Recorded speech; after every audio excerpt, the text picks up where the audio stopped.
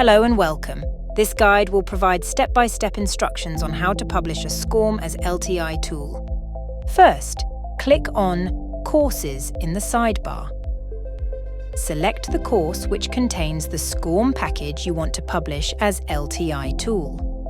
When you've opened the course, click on the orange Add LTI button on the right.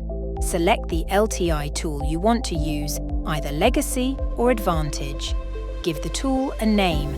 This is optional but recommended to identify the tool later.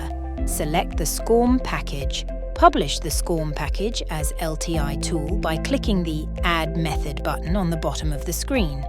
If successful, the tool will be added to the tool table. Thanks for watching.